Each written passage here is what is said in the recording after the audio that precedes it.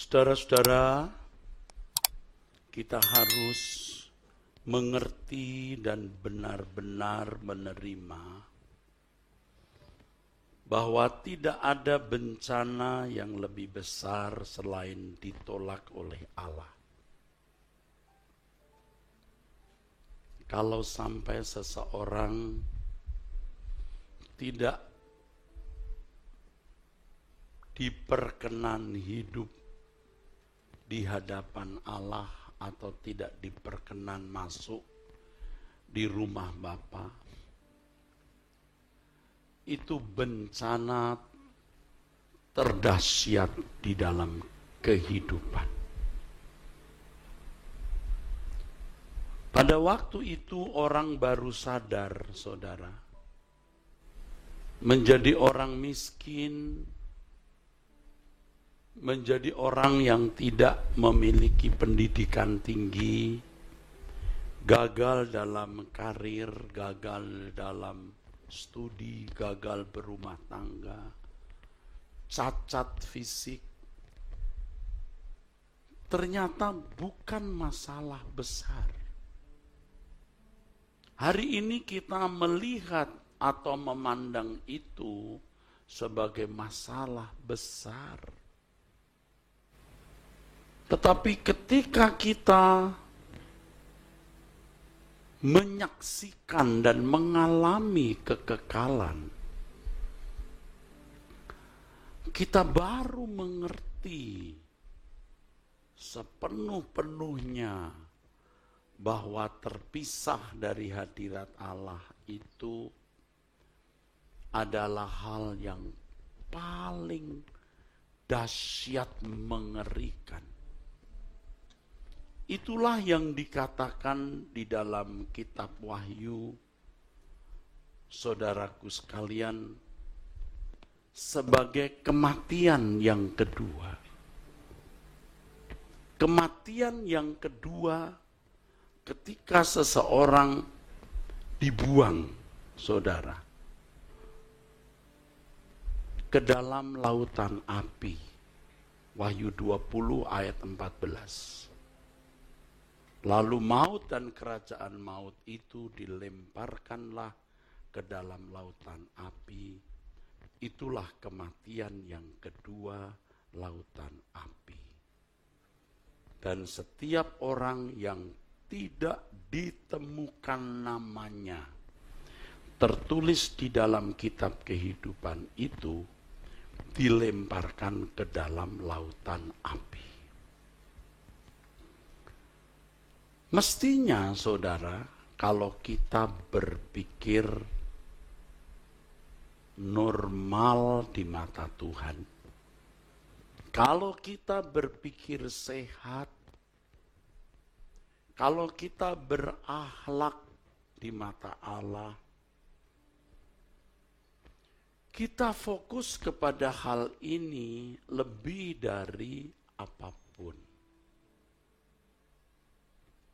Sampai nanti saudara bisa menjalani hidup dengan satu fokus saja. Bagaimana kita terhindar dari lautan api, terhindar dari kematian kedua. Tentu yang kita lakukan adalah setiap saat kita hidup berkenan di hadapan Tuhan. Kita menghadapi persoalan berat. Bukan masalah uang, bukan masalah jodoh, bukan masalah rumah tangga, bukan masalah studi, karir, dan lain sebagainya. Masalah keinginan daging kita yang bertentangan dengan kehendak Allah.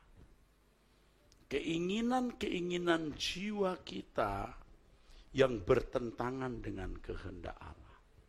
Yang kalau kita turuti, saudara, kita binasa. Kita binasa. Dan banyak orang yang tanpa sadar mengikutinya. Ya, memang orang itu tidak selalu melakukan perbuatan-perbuatan yang amoral di mata umum atau biadab. Tetapi saudara, apa yang dilakukan tidak tepat seperti yang Allah kehendaki. Tidak tepat. Ya, bagi umat pilihan mestinya tindakan kita tepat. Nah, ini persoalan berat, saudara. Persoalan besar. Persoalan yang sukar, yang sulit.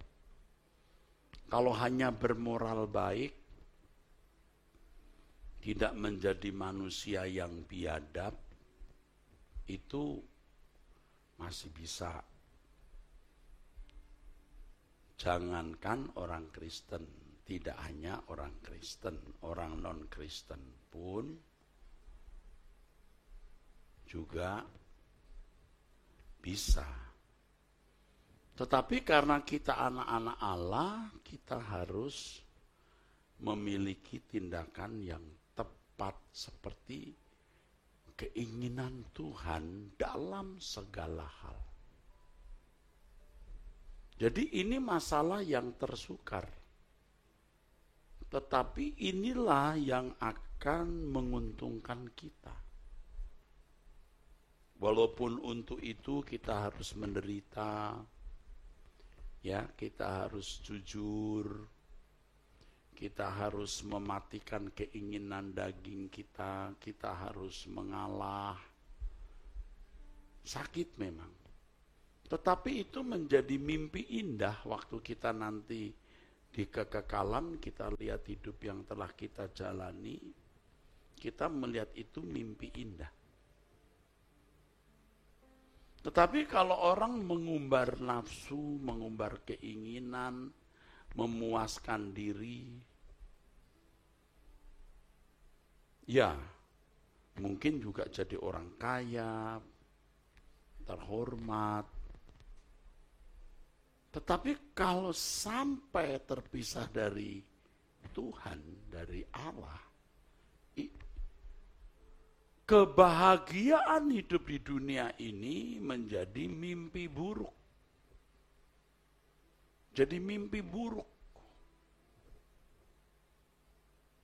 Saya tidak mengatakan bahwa lebih baik kita jadi orang miskin ya. Jadi orang kaya, terhormat, itu bagus. Karena kalau kita fokus kepada kerajaan surga, kita gunakan semua kelebihan yang kita miliki itu untuk kepentingan kerajaan Allah. Kepentingan kerajaan Allah artinya kita harus membalas kebaikan orang tua. Kita tidak boleh menjadi beban bagi orang. Kita mesti menolong keluarga besar kita yang susah, masyarakat kita yang susah. Kita harus membantu, mendukung, menopang pekerjaan Tuhan di gereja. Kita harus memberi persembahan. Sebab pekerjaan Tuhan di gereja ini tidak akan jalan kalau tidak ditopang oleh saudara-saudara. Ya. Nah, saudaraku sekalian, jadi saya mengajak saudara membuka hati, membuka pikiran untuk melihat realitas ini, ya, kenyataan ini. Bahwa tidak ada malapetaka yang lebih dahsyat dari ini.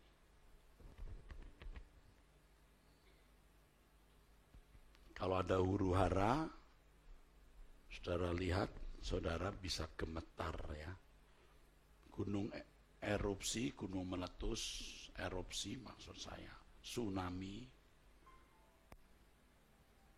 itu menggetarkan ya. Apalagi kalau perang dunia ketiga. Sudah pakai nuklir sebagai senjatanya, itu menakutkan. Tetapi itu tidak lebih besar Bahkan bisa tidak ada artinya dipandang ketika seseorang terpisah dari hadirat Allah. Konyolnya nih, konyolnya. Banyak orang tidak takut terpisah dari hadirat Allah. Banyak orang tidak peduli.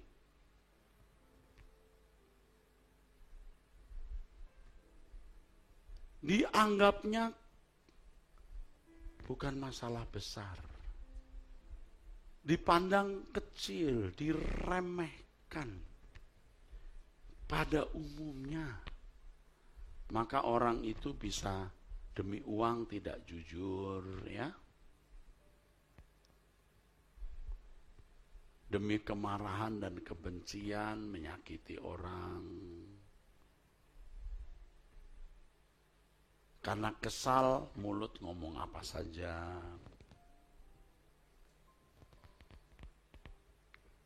Kalau saudara mengerti ini dan menerima kebenaran ini, saudara akan jauh berhati-hati. Tetapi memang tidak mudah karena saudara pada umumnya sudah terlanjur memiliki irama hidup yang salah. Ya, jangankan saudara, saya dulu juga belum seperti hari ini. Kalau hari ini takut saudara, takut, gentar lebih besar dibanding waktu-waktu yang lalu. Ya. Makanya lagu yang tadi saudara nyanyikan, jagaku menjaga hati, ya itu ya.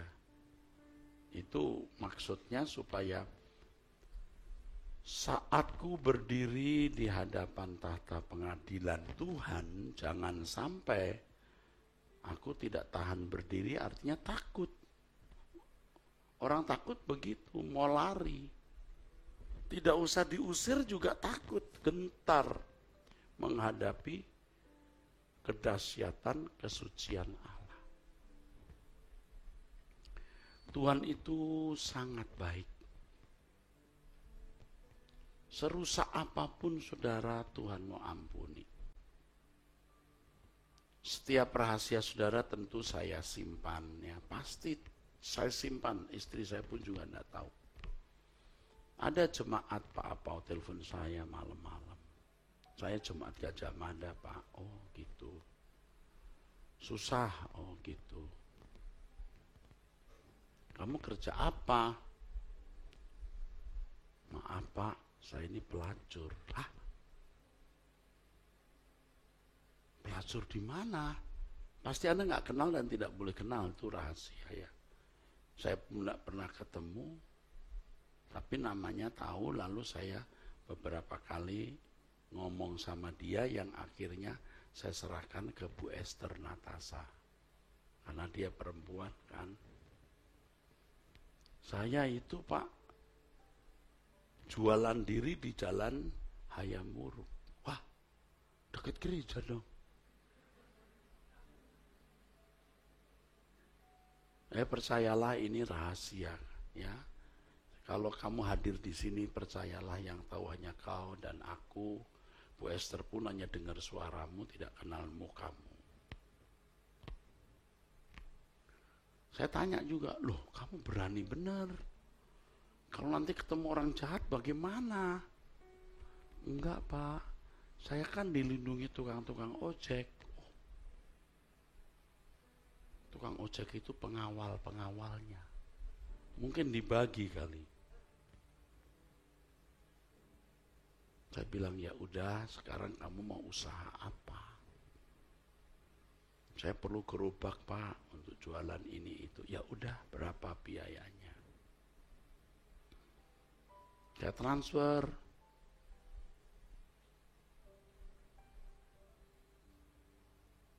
Terus dagangannya apa? Saya transfer.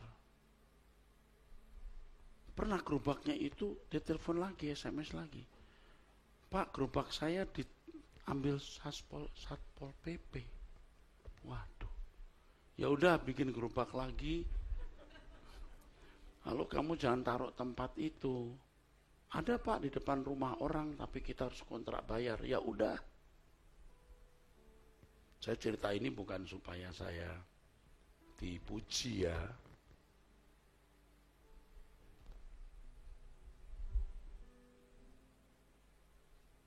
Terus kamu punya anak, ada anak satu Pak, nggak jelas siapa bapaknya. Suaranya ada, gitu. Ini nggak bohongin lah ya.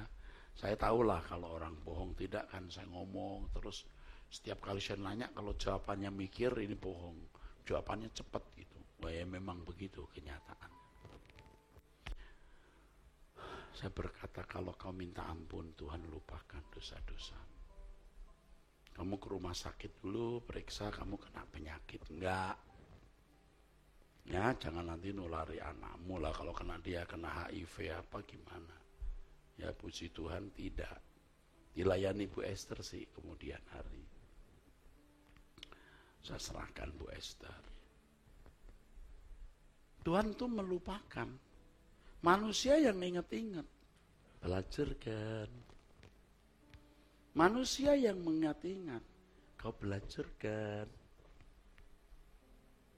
Yang tidak pernah jadi pelacur itu belum tentu lebih baik dari orang yang pernah jadi pelacur ya. Jangan sombong, karena kalau Tuhan mengampuni, Tuhan itu melupakan. Mungkin ada pria-pria di sini yang dulu nakal. Banyak dosa kamu lakukan, judi dan lain sebagainya. Kamu kalau tidak berhenti berbuat dosa, 100% kamu masuk neraka. Kalau kamu bilang, wah enggak bisa Pak, ya enggak akan bisa. Berat Pak, ya jadi berat. Tapi kalau kamu berkata bisa, ya bisa. Kalau orang sakit, dan dia terancam nyawanya oleh sakit, yang tadinya minum obat yang pahit dia nggak pernah bisa, tapi demi sembuh dia bisa kok. Takut jarum, tapi karena kalau tidak disuntik dia akan sakit terus dan mati, dia berani disuntik. Semua kan tergantung kita. Kalau Anda berkata nggak bisa, ya nggak bisa. Tapi kalau Anda berkata bisa, ya bisa. Nah ini kekekalan ini luar biasa. Kita harus lari dari kematian kedua ini. Harus lari. Jadi apapun masa lalumu, Tuhan mau mengampuni dan melupakan. Tapi kalau saudara sekarang masih tidak menjaga mulut, tidak menjaga mata, tidak menjaga telinga, hidupmu tidak bersih, Tuhan akan berkata, aku tidak kenal kamu. Sebab yang masuk surga itu, seperti yang dikatakan Matius pasal 7, orang yang melakukan kehendak Bapa. Yuk kita baca, biar saudara mendengar. Matius 7, ayat 21. Saudara itu datang ke gereja ini sudah tepat banget gitu, betul banget gitu ya. Saudara jangan absen, tiap minggu sudah mesti dijadwalkan ke gereja ini. Saya datang hari ini, perjamuan kudus. Minggu depan mesti diganti yang lain, jangan terus saya dong. Saudara juga mesti mendengar khutbah dari pendeta lain. Nanti minggu kedua saya datang lagi gitu. Minggu keberapa ya? Ketiga ya. Saya datang lagi. Saya datang lagi. Jangan hanya Pak Eras datang, Anda datang. Saya kan pasti datang terus. Tapi pendeta-pendeta lain juga punya berkat rohani yang beda dengan saya, yang dari Tuhan. Saudara harus datang terus, ya. Di gereja ini kan saudara senang. Kenapa? Anda nggak dipaksa memberi perpuluhan, nggak ditagih-tagih. Walaupun tentu saudara harus punya hati untuk mencintai Tuhan dan mendukung pekerjaan di sini, ya kan? Ini pengurus-pengurus ini, saudaraku, nggak digaji, saudaraku. Gaji saudara itu cukup untuk kadang-kadang juga bisa nggak cukup untuk kontrak gedung ini. Ya, kita harus dukung. Tapi saudara harus nyaman. Yang tidak punya uang juga nggak apa-apa, nggak usah beri persembahan seperak pun juga nggak masalah. Aduh Pak, boro-boro beri persembahan makan pun saya sulit. Oh iya, nggak usah. Nggak apa-apa. Yang memberi persembahan dan yang tidak memberi persembahan sama diperlakukan, kursinya sama. Ya, bukan begini ya. Yang memberi persembahan kursinya pakai bungkus kain.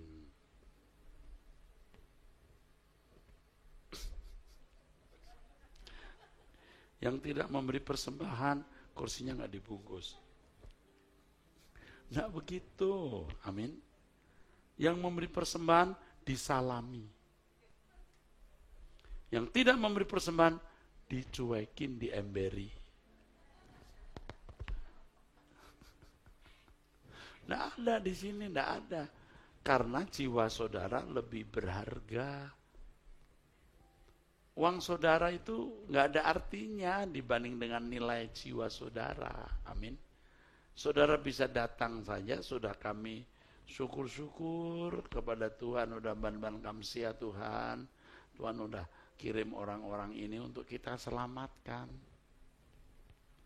Nah, saudara sekarang mungkin juga nggak terlalu ngeh. Tapi nanti kalau sudah di kekekalan, saudara diterima Tuhan, baru terima kasih Tuhan, terima kasih Pak Eras, Pak Apau, dan lain-lain. Terima kasih baru. Nanti itu di sana. Dan di sana tentu saya akan mendapatkan upahnya. Ya. Oke, kita buka Matius 7. Matius 7 ayat 21 mengatakan, bukan setiap orang yang berseru kepadaku, Tuhan, Tuhan, akan masuk ke dalam kerajaan surga, melainkan dia atau orang yang melakukan kehendak Bapakku yang di surga. Jadi saudara harus melakukan kehendak Bapa. Ini pertanyaan untuk semua kita, untuk saya juga. Sudahkah saya melakukan kehendak Bapa? Kalau dulu kan kita bangun tidur yang kita pikir mau buat apa ya? Kalau ibu-ibu, mall mana yang ada sale-nya ya?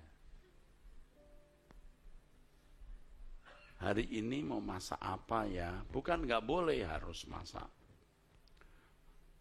Tapi pertanyaannya,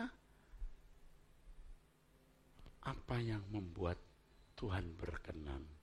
Aku masak untuk suami anak-anak, aku lakukan karena Tuhan. Aku jualan ini, aku dagang ini, aku kerja ini karena Tuhan.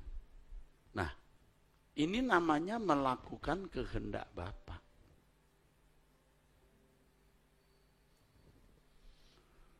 Kalau kita melakukan kehendak Bapa, ya,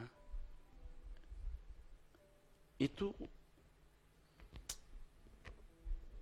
akan dilindungi, diprotek Tuhan.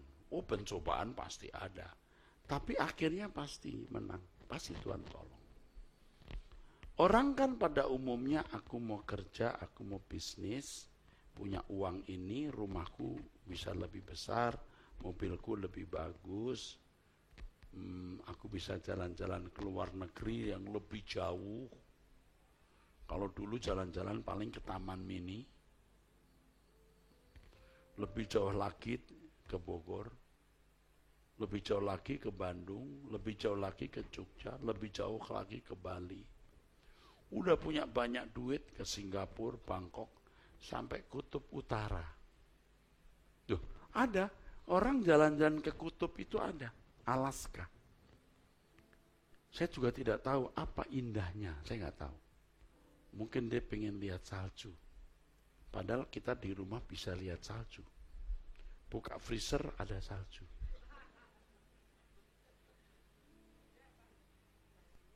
Buka freezer, kita berdiri di depan freezer. Udah seperti di kutub utara. Mau lebih dingin, masukkan tangan di freezer. Keluar-keluar jadi es mambo. Orang itu kan kerja, bisnis, karir, semua untuk harga diri, nilai diri. Pada umumnya, lah saya saja dulu sekolah Alkitab, sekolah teologi juga ada agenda itu. Kalau jadi sarjana lebih keren daripada tidak punya STH. Iya. Setelah itu jadi master. Setelah itu jadi doktor. Keren kan? Itu ada agenda pribadi dan saya tidak memuliakan Allah. Ya, nanti punya gereja jemaat banyak, wah keren. Nanti nyumbang sana, nyumbang sini, oh orang kenal Pak Eras orang baik, lebih keren lagi. Artinya kita bukan memuliakan Allah, ada sih unsur memuliakan Allah, tapi kita punya agenda pribadi di situ. Yang tahu siapa? Diri kita. Nanti di pengadilan Tuhan baru dibuka. Kamu memang kelihatannya melayani aku, Erastus, tapi kamu punya agenda sendiri. Wah, bisa bahaya, saudara. Nah, kita tidak boleh begitu lagi, saudaraku. Kita itu dari bangun tidur, melakukan pekerjaan apapun, karena tanggung jawab. Tanggung jawab sebagai orang tua, tanggung jawab sebagai anak yang harus studi, karir. Yang akhirnya semua itu kita lakukan supaya bisa membalas kebaikan orang tua. Bisa mandiri, tidak jadi beban bagi orang, menolong keluarga besar kita, menolong masyarakat, lalu mendukung pekerjaan Tuhan. Saudara, ini tujuannya. Kalau tidak, lihat, kalau tidak jadi kaya, orang tua pun tidak dinafkahi secara patut. Benar. Oh, apalagi keluarga besar, adiknya mau kuliah pun belum tentu dia bantu sepenuhnya. Lihat saudara,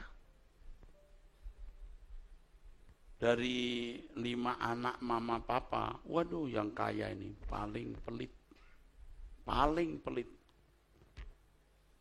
Kadang-kadang ada anak yang sudah jadi kaya, bukannya menghormati orang tua, tapi tidak menghormati.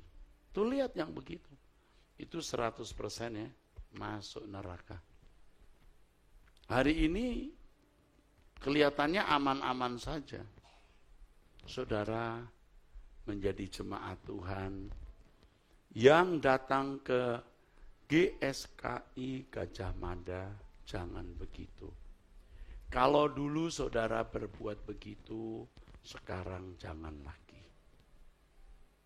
Kita harus memeriksa diri dengan sungguh-sungguh, memeriksa diri dengan jujur, ya. Serius memperkarakan hidup kita di hadapan Tuhan. Kalau aku masih punya dosa atau kesalahan. Tuhan bisa bicara, hormatmu kepada orang tuamu kurang. Mestinya 100, ini baru 80. Ayo, harus lebih dari itu. Oke, amin? Halo, amin? Saudara mau berubah? Mulut kita jangan ngomong yang tidak patut.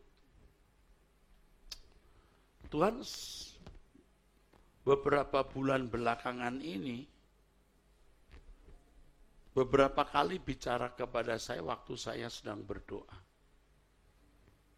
Beberapa kali Tuhan bicara begini, Eras, jangan banyak bicara. Kamu sudah banyak bicara. Artinya bukan bicara, ya kalau khotbah bicara lah ya. Dalam hidup sehari-hari jangan banyak bicara. Jangan membela diri. Ini kadang-kadang mimbar kita pakai membela diri, nyerang orang, klarifikasi untuk membela diri, hal yang tidak patut diucapkan.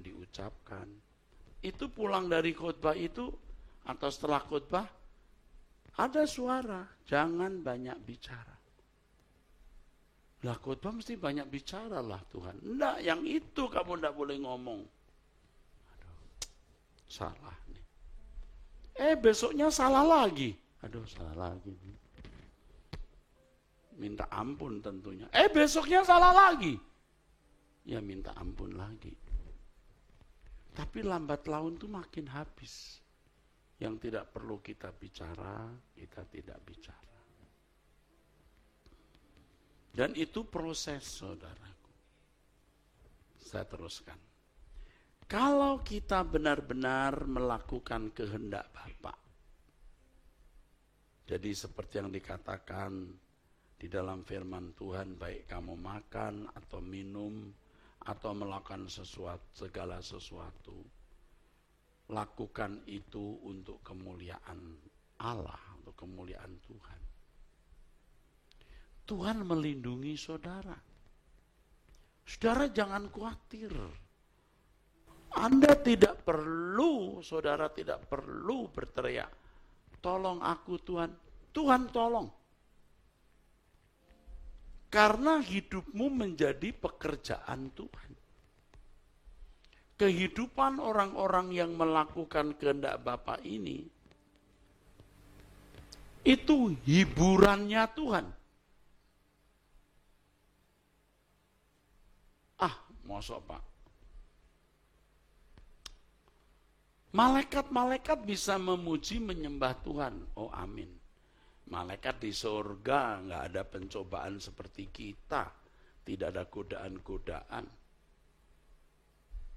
Apalagi malaikat yang kudus ya, yang tidak pernah jatuh dalam dosa, tidak ada dorongan nafsu yang rendah, yang salah, tidak ada dorongan keinginan yang salah. Nah kita banyak pencobaan, banyak godaan, ada daging yang masih mendesak untuk dipuaskan, jiwa kita yang rusak. Tetapi kalau kita memilih untuk melakukan kehendak Allah, itu sukacita Tuhan. Kalau tadi saya menggunakan kata hiburannya Tuhan,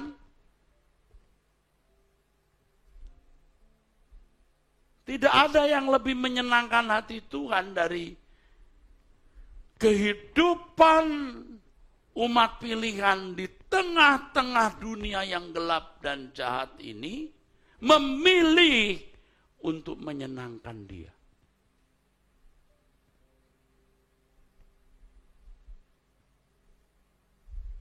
Kalau saudara jadi instrumen atau alat yang menyenangkan hati Tuhan, saudara tidak minta perlindungan Tuhan, Tuhan lindungi. Tidak usah minta pembelaan Tuhan, Tuhan bela.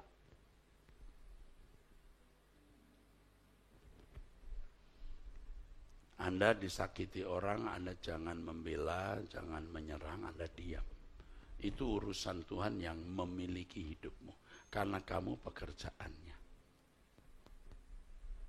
Kita beri tepuk tangan untuk kebenaran ini. Amin.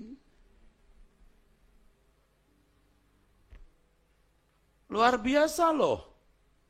Dari sekian ratus ribu, Dari sekian juta orang yang ada di daerah kota, ada 3 orang yang menyenangkan Tuhan. Tuh, 1 yang tinggal di daerah Pecah Kulit, di belakang Taman Sari, Tuhan tahu. Itu di daerah Kebon Jeruk, kota. Menarik.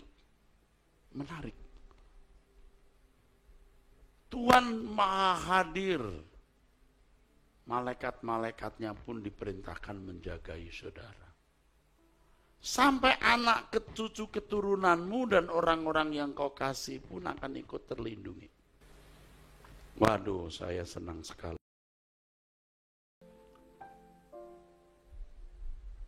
Jadi saudara, hari ini pulang ke rumah masing-masing atau ke tempat tinggal masing-masing dengan satu prinsip, menjadi anak penghiburan. Kalau di Kejadian pasal 6 itu Nuh. Tapi kata anak penghiburan itu di Kejadian pasal 5 di ayat-ayat terakhir.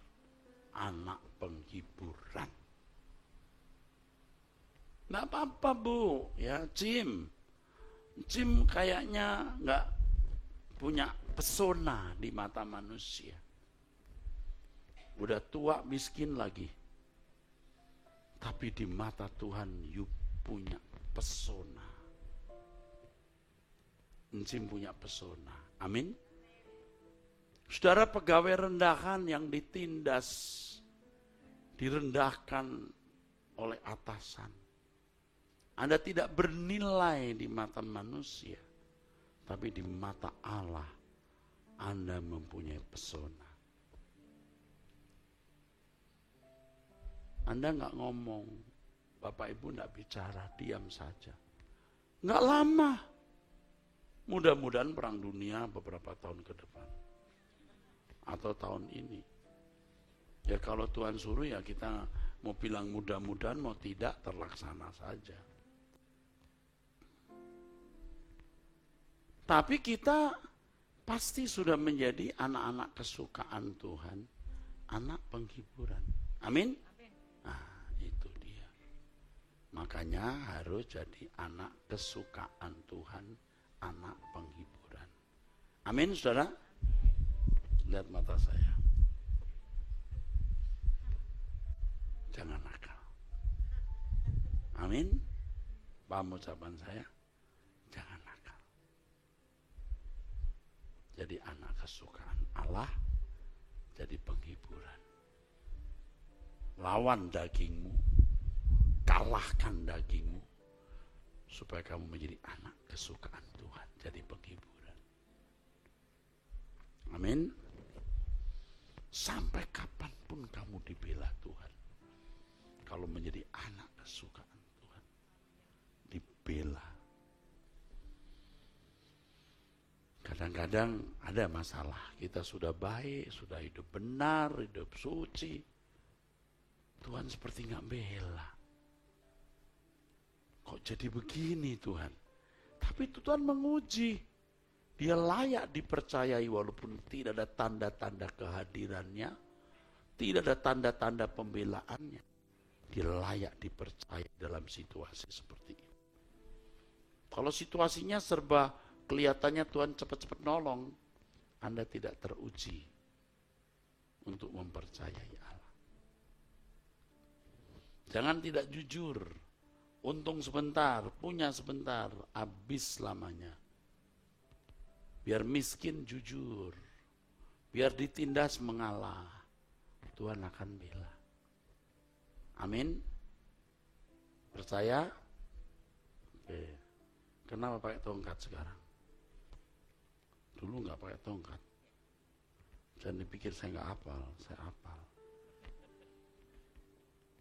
Sakit, Pak. Oke, nggak apa-apa. Biasa duduk di baris kedua kan dulu. Di situ atau di sini nomor 2. Sampai hafal karena sering datang, saudara. Saudara pasti dapat konfirmasi dari Tuhan. Artinya Tuhan juga akan bicara kepadamu. kamu yang nuraninya benar ya, kamu akan dengar suara begini. Itu benar tuh.